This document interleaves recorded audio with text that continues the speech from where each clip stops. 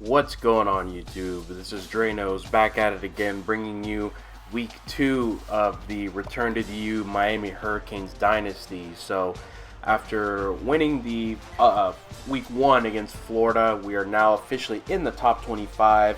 Our next opponent is actually UCF.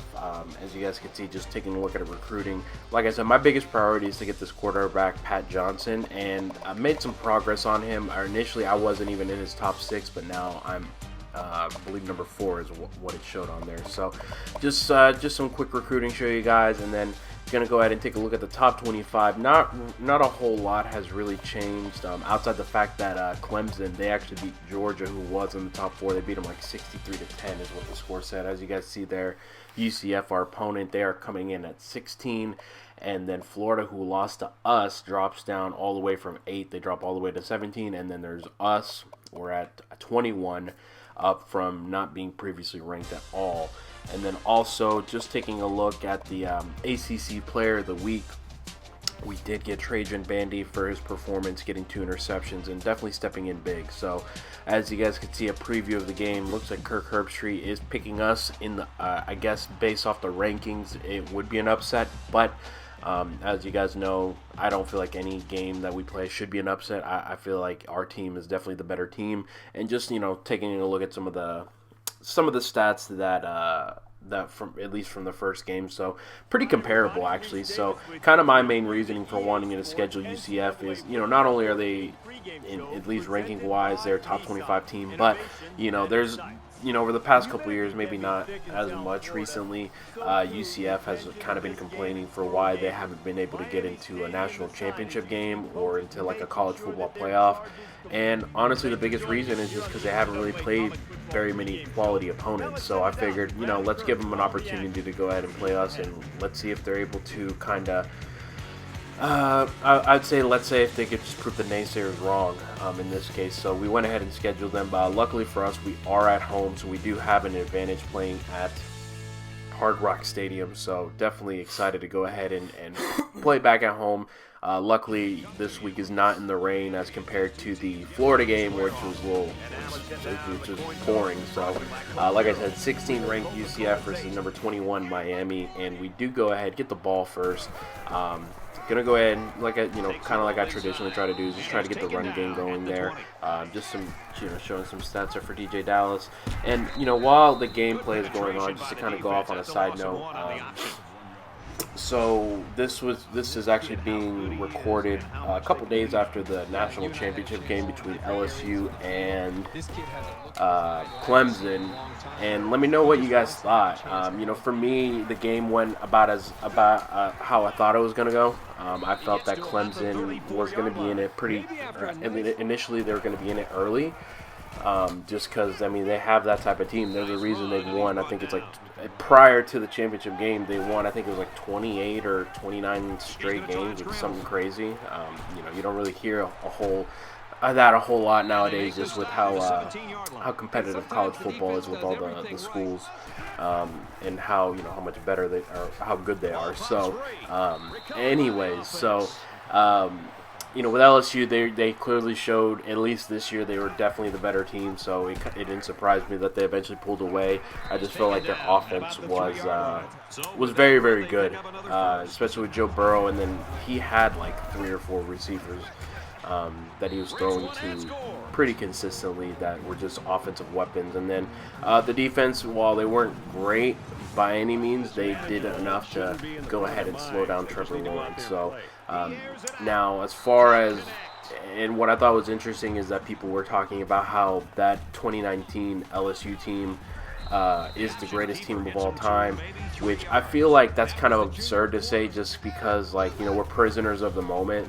Yes, LSU did win the national championship undefeated and whatnot, and they looked really good, but I would beg to differ. I would actually go ahead and say the 01 Miami Hurricanes team is actually the greatest team of all time. Just simply in large part due to that they put up the same amount of points as LSU this season, but they gave up way less in terms of points per game. As you guys can see, excuse me, we're using Carter here, and we're going to go ahead and jump. I believe it was like an in route. And actually, the quarterback for UCF is Brandon Wimbush, who is actually a transfer from Notre Dame, who we dominated a couple years ago whenever they came back down to South Florida to play us. I believe we won like 41 to something like 8 or something crazy like that. But anyways, kind of jumping back to my point where I was talking about the greatest team of all time.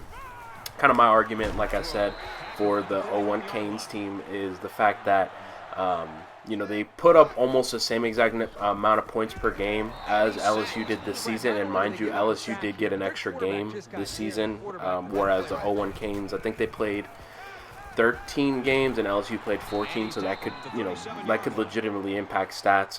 And then in addition to that, their defense was ridiculous. I think they only gave up 12 points a game, where I believe when I was doing a little bit of research and saw online, LSU's defense was giving up like 25, 30 points per game. And a lot of that can just be attributed that, maybe the style of play, especially with more teams nowadays running the spread offense, they are they're throwing the ball around more, they're scoring more. I mean, I understand that, but at the same time, you're talking about an 0-1 Canes team that had Sean Taylor as a backup and he played special teams. So, as far as the player and talent-wise, it's not even close. That 0-1 Canes team, I have no doubt, would have crushed that LSU team. And no disrespect, but that's just plain and simple. There's a reason why that 0-1 Canes team, almost all of them got drafted. You don't really hear that as far as a program, so that's just my spiel. If you agree to disagree, feel free to comment.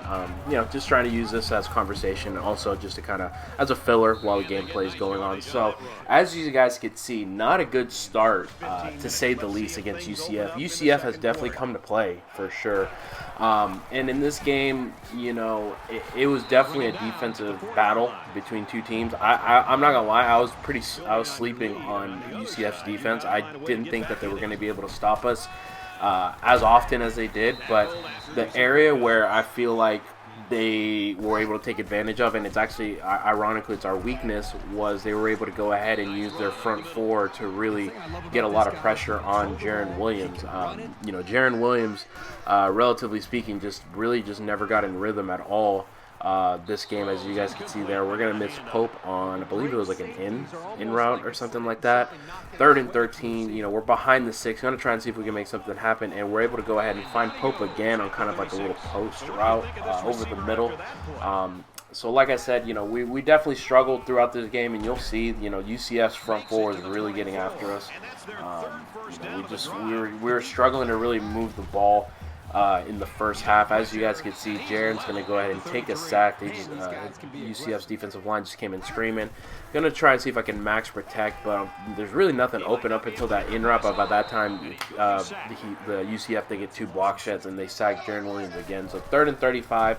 Not ideal. Going to try and see if we can get into field goal range, and just an inaccurate throw by Jaron Williams. So, not a good start. So what we decide to go ahead and do is we just need to try and find something. So we're going to go ahead and actually sub in Tate Martell, the Ohio State transfer, highly touted at that, I believe he's from Las Vegas. So going to go ahead and see if he can give us something, because to be honest, even though Jaron played somewhat decent in the first game, he really struggled in this game, and I just felt like I just wasn't able to get anything going on offense. So, I figured, try to see if we can get some life in there with someone else under center.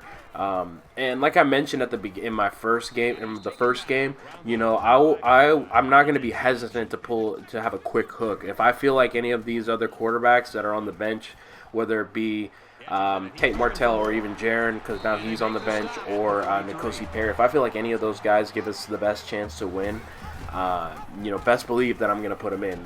We're trying to see who's going to, win obviously we want to see who wins the QB battle, and want to have some sort of consistency at quarterback, but just the reality of the situation is I'm not really sold on any of these quarterbacks right now. So, they're basically playing for a job. So, if that means having to, do a multi-quarterback system, It's not ideal because, like I said, it's hard to really develop any consistency as a program, and especially as an offense. And we're gonna go ahead and do it. And so far, Tate, he's looked good. We're gonna, he's driven us down all the way to the 1 yard line, where we're just gonna go ahead and hand it off to DJ Dallas, our reliable running back, and we're able to go ahead and cut the deficit to 10-7. So. Like I said, yards have been hard to come by against this UCF defense. I was pleasantly surprised with how they played in this game, and honestly, I felt like if they would have had a better offense, I might have got blown out. To be honest with you, that's just how I personally felt. It makes me wonder if Mackenzie Milton is still on the roster, because I know he kind of had that injury last year or whatever. As we're going to go ahead, pick off Winbush again. This is Williams. He's going to go ahead and jump. I believe it was a corner route. We're able to go ahead and step right in front of it and get a possession back. Even though it looks like right there in that first play, not able to do much on the read option. They played that perfectly. So 2nd and 15, going to go ahead and hit a route to Mike Harley, who in the first game he actually played pretty well, I would say, overall.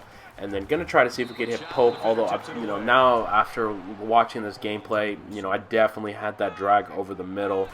Gonna go for it though. 4th and 8. We figured, why not? What do we got to lose? Our defense has been playing well. We're able to hit Pope over the middle on that similar post route that we called earlier. So, we're starting to find our stride a little bit with Tate Martell. Obviously, it is a work in progress.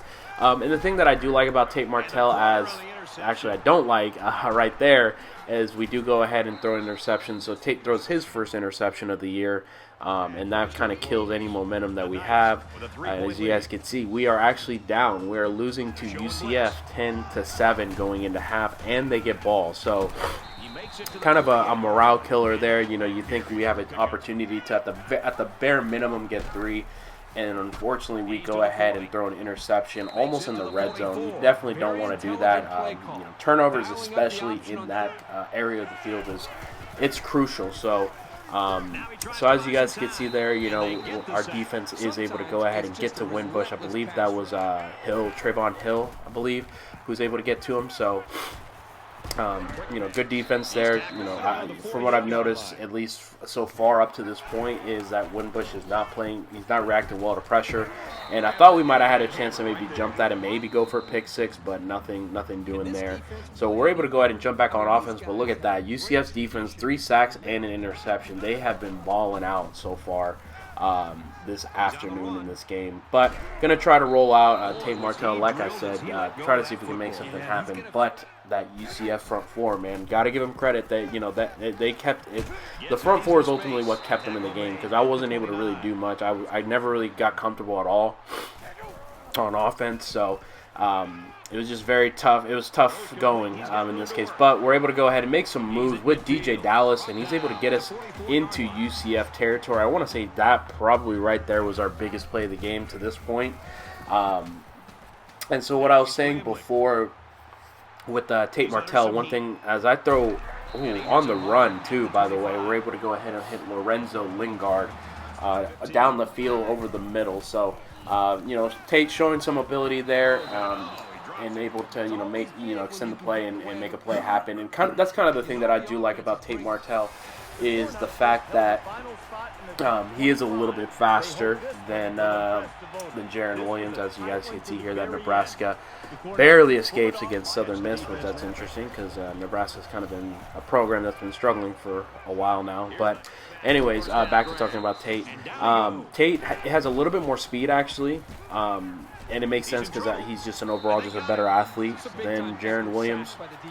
And so he's able to move around a little bit more and extend plays. I feel like even, in some cases he had some better throws on the run as well. I've at least, even though it's only week 2, I felt like in the times where I've tried to throw the ball on the run, as we're going to go ahead and Trajan Bandy keeps up his hot streak with an interception there. So that's his first interception of the game. Anyways, so I just felt like with Jaron, he, anytime I asked him to try to, make something happen and make a throw on the run, he just didn't do it. Whereas with Tate in this game, he played well. He did just enough to go ahead and keep us into the game. As I don't know how we were able to go ahead and sink that ball past that linebacker there, but I'm not going to ask any questions.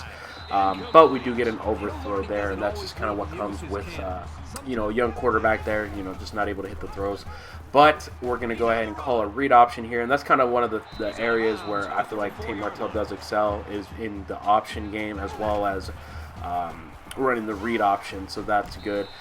Wish we could have gotten more of like a run after the catch animation instead of DJ Dallas coming back to go get it, but not sure what happened on this play. Honestly, I didn't see that. I believe that's a linebacker. I didn't see him over the middle like that. I thought we had that receiver kind of like in the intermediate part of the field. I thought we might have had a chance to get him, but that linebacker just kind of snuck up out of nowhere, so that is not good. Again, another interception in UCF territory, but if there's one thing that this team kind of prides itself on this season, it's defense, and for obvious reasons. Trajan Bandy, another interception. We see daylight, but their UCS receiver is able to go ahead and tackle us. Wanted to say almost just a little bit past the 50. So Trajan Bandy again came to play, trying to build on his ACC Player of the Week performance there. So, we definitely got a shot. It's only 10-10, tie game. Unfortunately, we do take a sack there, and that's actually going to knock us out of field goal range. If I were to do it over again, I'd probably just try to get a play that would put us a little bit closer just so we could take the lead. But, unfortunately, we did have to go ahead and punt. And their running back, let me see what this guy's name is. I can't even tell until his name shows up on the screen. Oh, McCray. So McCray, actually, he played really, really well, as you guys can see there. Going into the fourth quarter, already has 100 yards rushing, and he, for the most part, anytime he got the ball, I'd get nervous because, especially when you're playing on Heisman, just some fluky stuff tends to happen as far as all the, the broken tackles and whatnot. So, as you guys can see there, Wimbush is actually able to hit Otis Anderson, I think is who it was, or Otis something, over the middle. I thought I had a chance to jump it, but I was just like a step or two too late. And now UCF is at first and goal, so really, really worried because I'm thinking if they get a stop or if they get a touchdown here, it's GG's. But again, Trajan Bandy has been balling out, and there's a reason why he's the best cornerback on our team. So he's definitely had the game of his life so far. 3 interceptions of Brandon Wimbush. I think Brandon Wimbush might still be having flashbacks of the Notre Dame Miami game from a couple years ago. That's why he's throwing all these interceptions left and right. But Trajan Bandy gives us new life, able to put us in a position where even if we just kick a field goal, I'm feeling good just because our defense has stepped up all game. I wish I could, score a little bit more just to not put as much pressure on them. But as I say that, we're going to go ahead and hit our tight end, Brevin Jordan, over the middle, who was actually teammates with Tate Martell in high school. So obviously there is that chemistry there. I believe it's actually him, Brevin Jordan, Tate Martell, and I think Bubba Bolden all played on the same high school team. So obviously some chemistry there. But going to go ahead, 3rd and 3. Just going to go ahead and throw the ball away because if I would have taken a sack there, I'm not quite confident that Bubba Baxa might have been able to get in, kick a field goal there. So looking at the game from afar, like I said, it's definitely been a defensive battle between two solid, defensively sound teams. Nothing is coming easy by any means. I mean, Wimbush, he has 5 interceptions, so definitely has been a struggle for him, but he may be able to forget all that if he's able to drive his team downfield to win the game because there's only about 30 seconds left. So Wimbush steps back, but the man of the hour, Trajan Bandy, again, another interception, and with that interception, Trajan Bandy actually sets the school record for most interceptions in a game, which the previous one was 3, but Bandy now has it at 4, which is crazy. It's just crazy the amount of extra possessions we got in this game, and we only won by 3. So clearly, we do have a lot of work to do, but, at the end of the day, if we have to win ugly, we'll win ugly. So, with that being said, guys, we are able to go ahead and start the season off at 2-0, against a quality opponent. UCF was definitely not any slouches by any means, as Tate Martell kept us in the game. Even though he threw 2 interceptions, he made some big plays that put us in a position to score, even if it was just field goals. Our run game kind of didn't really get established, to be honest with you guys. Just got to give credit to the defense. They're the ones that kind of stepped up and really kind of won us this game. So, with that being said, guys, if you did go ahead and enjoy the video, I would appreciate you guys hitting that like button. Still trying to hit that like button goal of 10. I feel like that's more than doable, with the subscribers that I have. I have at least 50, so that's 1 in 5. That shouldn't be too difficult. And if you guys are looking forward to more episodes in the series, I do already have the next gameplay coming up. I've already got it ready, just got to edit it. Go ahead and hit the sub button and also hit on post notifications. That way you know exactly when it is that I post videos. As you guys can see, we have probably our biggest test. Just when I thought Florida and UCF were, our next biggest test is at number 1 Clemson. So we are going to Death Valley without an established quarterback situation. I'm not sure how I'm feeling about that, but best believe we do have a confident group, and we're gonna go ahead and get it done. So with that being said, guys, until the next video, this is Dre Knows, and I'm signing out. Peace.